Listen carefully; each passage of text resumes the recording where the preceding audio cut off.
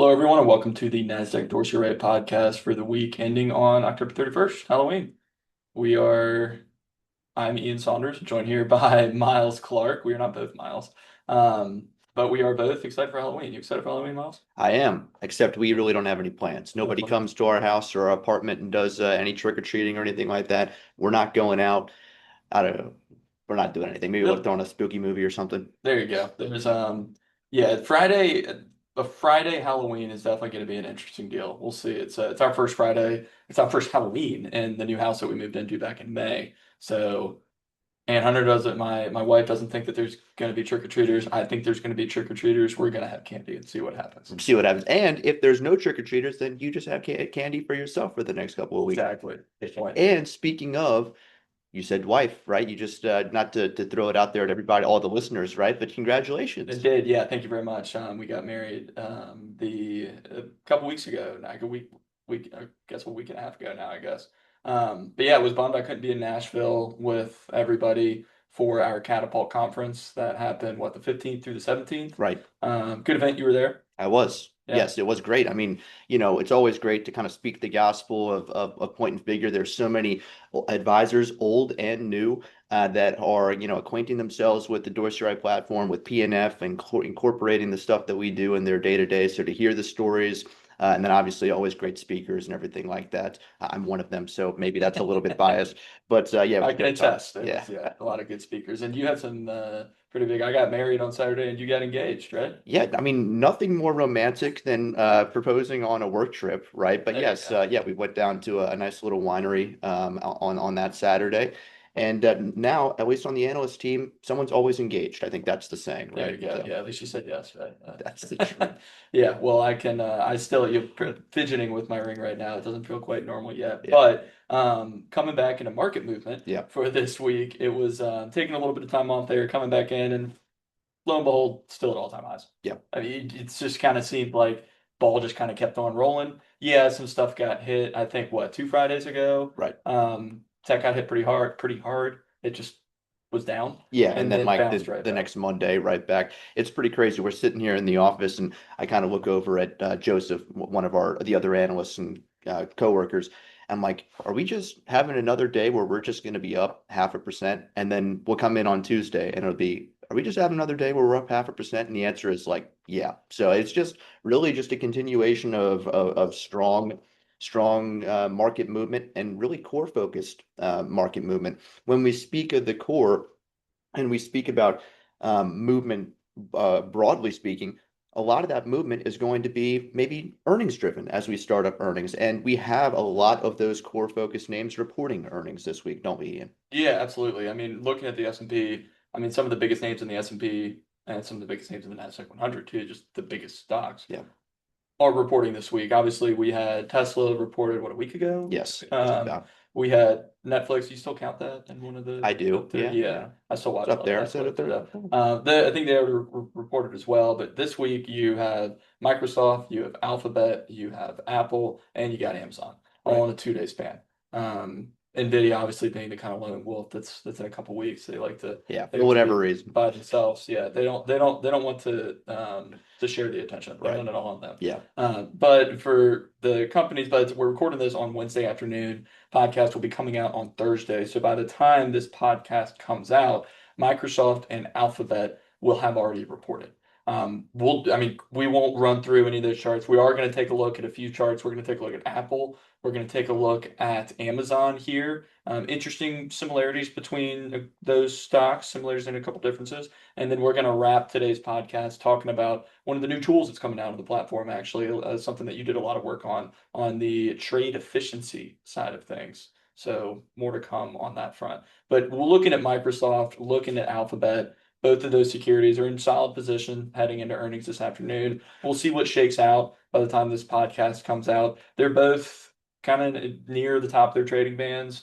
Wouldn't be surprised to see some normalization. You got support relatively close by within some of those names. So nothing alarming from a technical perspective heading in earnings. I guess that's fair to say.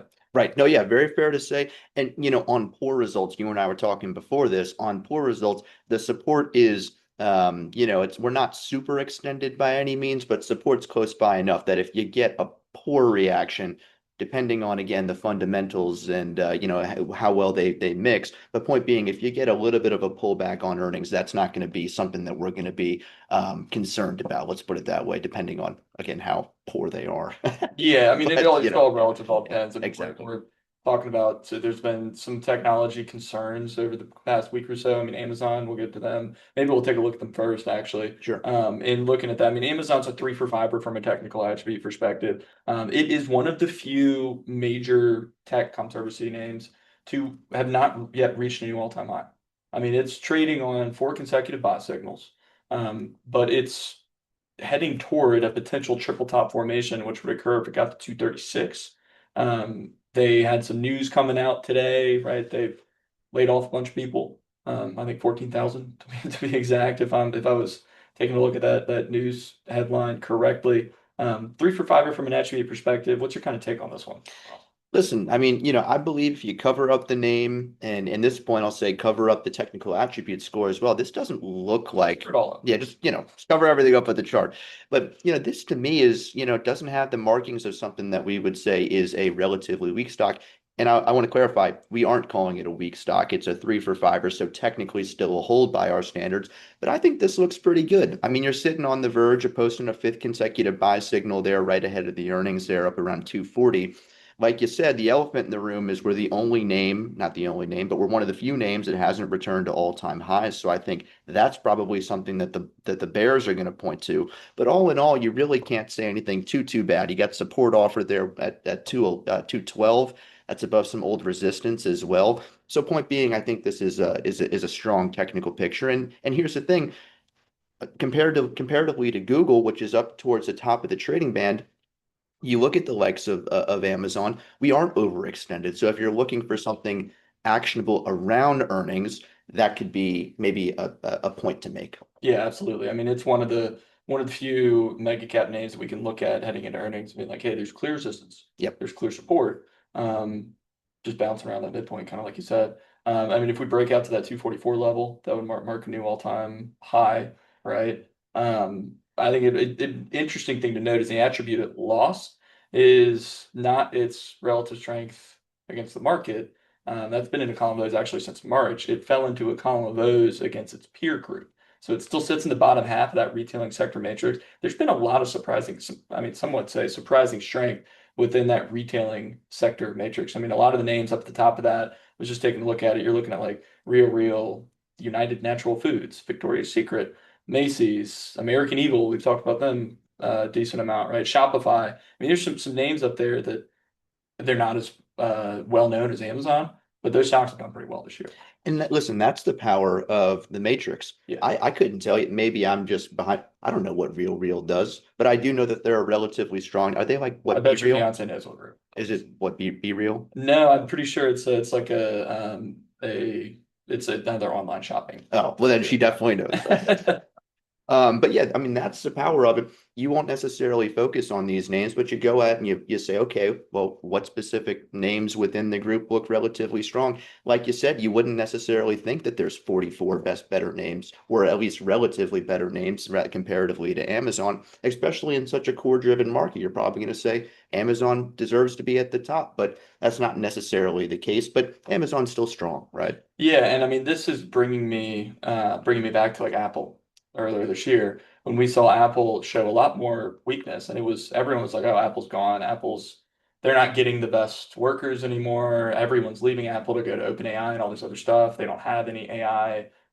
Just on and on and on. Apple's gone essentially, and since then they've done nothing but get buy signals. Right. I mean, in looking at Apple's stock, four for fiber from an attribute perspective, you had that big drop off in April, real clear consolidation throughout the month, the latter part of April into May into June, July, you get a breakout back to a positive trend and off to the races from there. Or five consecutive buy signals at this point now, notched a new all-time high this month, so later than a lot of other names. But very consistent technical picture that we've seen from Apple recently, kind of heading into their earnings tomorrow. Oh yeah, every time you get a three-box reversal, that's actually just been a decent opportunity to, go in and add to positions. I also want to focus on an admittedly cherry-picked trend break there, but the importance of, kind of following these trends. you go out and you say, okay, well, we got that trend break. We were bouncing back up against that negative trend line after moving into a negative trend during that kind of April focused or tariff focused decline. But point being, break back into a positive trend and pretty swift movement up after that. So again, cherry picked example, but again, the importance of following these trends and following the technicals and price as it so dictates. Yeah, and I think it's interesting. I mean, those looking at the chart would note, and I've had this question asked me before, hey, it moved to a negative trend and then moved back to a positive trend at the same price. So your trend was wrong, right? I Right. mean, it wasn't. But if you look at that price, and we've actually talked about this, I think, even though technically that was a wash, right? You weren't profitable because of it. It's the feeling of the move. So Right. it moved to a negative trend at 212 or 208 rather back in April of this year. That stock fell all the way down to 170 Right. and then rallied all the way back to get back to a positive trend when back at the 208 position after a period of consolidation. So when we're looking at kind of the idea of confirmation, and I think that this, even though the historical trend there, it was essentially a wash. It's still you missed all that downside move. You missed all that uncertainty. Right. You could look toward another potential area of strength or at least consistency in the market, and it had shown a weaker technical picture. You don't know if it's going to continue to break out and rally back up to all-time highs. It could have stagnated like people were calling, right? So I think to your point, that trend break back to positive is important. I think it's important to note too, when we're looking at that kind of full move, kind of why we have those trend lines, why they're important to kind of maintain. Oh yeah, I mean, I couldn't have said it better myself. I won't necessarily try, but I will add, it's, what is important is it's easy to look at the chart and just say, oh, like you said, it was a wash, but you really didn't know how you're feeling. And then you've got a call and you got a client that's calling in right at 170, which we know now was the bottom, the respective bottom. But they say, I want to sell. And you're like, oh, well, I guess we should, right? Because emotions are driving. If you would have followed the trend break up there at 212, it wouldn't have necessarily, you wouldn't have had those emotions in play. Right. If that makes sense. Yeah, yeah, exactly. But Apple has been one name that's, I mean, you look back at that 170 level, I don't think it's a surprise to see that when it fell down to 170 in April, that was kind of down around the prior lows that it reached back in 2023. And then in April again of 2024, we broke out to a higher range that was kind of sitting between that 220, 240 range. And then we get back up towards that 220 positioning in July and August, finally break out of that in July, and then it's kind of off to the races from there. So it definitely has seemed like some prior support has acted as support, prior resistance has acted as resistance for this. And looking Right. historically, we've now broken out to fresh highs, so there's technically no overhead resistance, right? If we do get a pullback down into O's after their earnings, that support level at 244 matches aligns with the consolidation point that we got in the end of 2024, beginning of 2025. So I would expect that price level to be a pretty significant point between that 244, 240 level around that area, right around the midpoint on its trading band. Right. If we do get a pullback, I would expect that to be some pretty notable support as we look toward the next few weeks or months. I like that call. And just to put some percentages behind it, that's about 8.5, 9% percent lower than where we are. So again, that's a normal move or consolidation that we would expect to see. Yeah, yeah. At the end of the day, it's still a four for fiver. That kind of move likely would not change any of those kind of attributes. Right. So from there, I mean, we could keep running through. There's a lot of other earnings, but I know we wanted to spend some time on the trade efficiency side of things. So I'll kind of let you take it from here. I'll offer some tidbits where I can. But what is this? What is this new tool we're launching? Yeah, so this tool of trade efficiency or tax efficiency is essentially kind of spurred on by the question that we typically get either at conferences or on the phones, and it's essentially a client will call in and an advisor will call in and they'll say, "Well, Miles, well, Ian, I see a lot of trades. Momentum makes a lot of trades, right? I've got a client that is saying that it's going to generate more taxes, right?" That isn't always the case, right? Conversationally, we have always said that, momentum cuts losers relentlessly, right? So it's going to churn as it's finding those points of strength. So you're going to have a lot of trades, but most of them are going to be short-term losers, right? While in the converse, it's going to let your winners really run, right? And so we're trying to, if you think about a normal distribution, we're trying to cut off the left tail and then stuff as many as we can into the right tail, right? Our winners.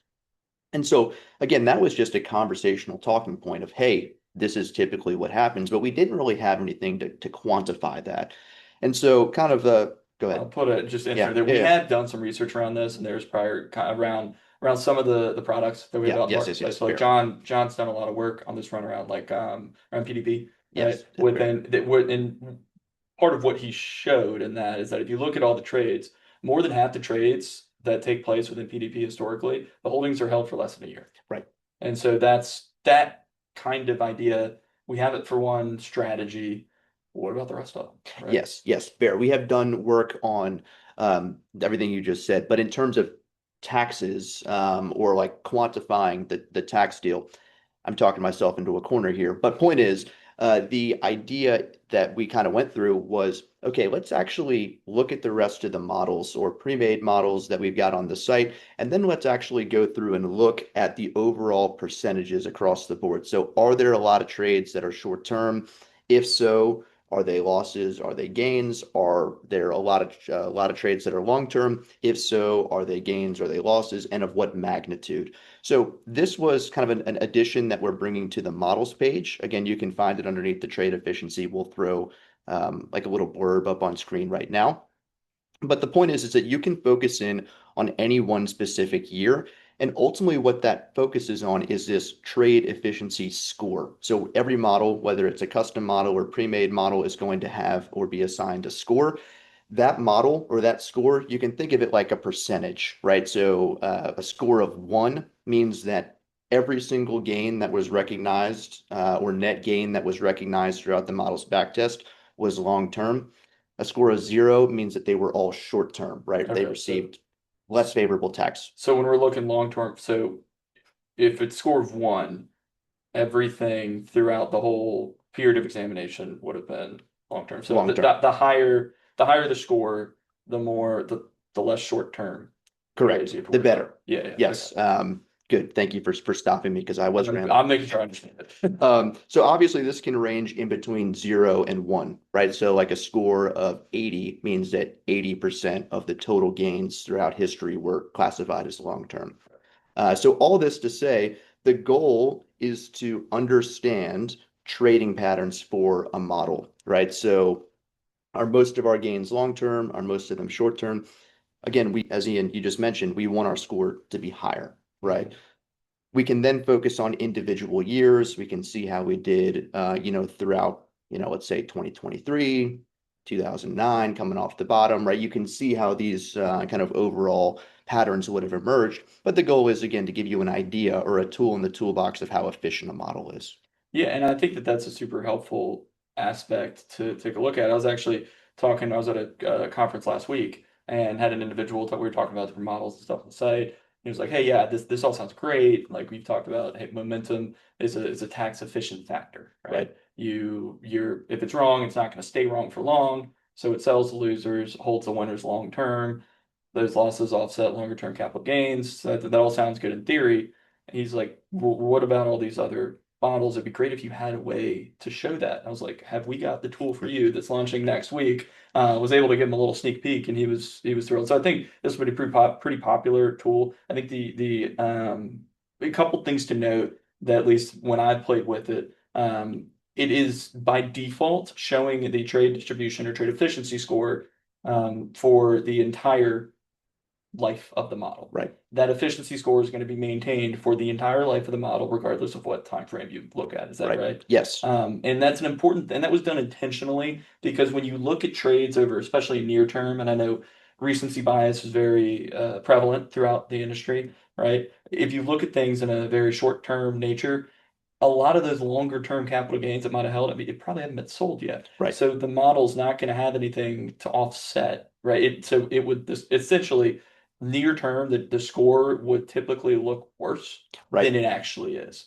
So you want to look at this is designed to look at the kind of a longer term full investment cycle of someone investing in the models. Is that fair? Correct. We do allow you, so I'm going to say correct, but we do allow you to change start and end dates. So, Mhm. like a practical use case is, well, I've been following this model for 10 years, but the actual back test goes back 30, right? So you can change around your start and end dates just with the exact caveat that you just said. Know that the overall efficiency is probably going to look a little bit different, a little bit worse in what's actually shown to you than what the model would be because of that exact same reason. Right. Okay.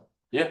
And there's a white paper on there too that you've gone into a little bit more in depth than we have time to go through. Exactly. Yeah, it kind of goes through and explains the math. I do want to give one other point of clarification on this. I think this is a really good secondary tool, Mhm. right?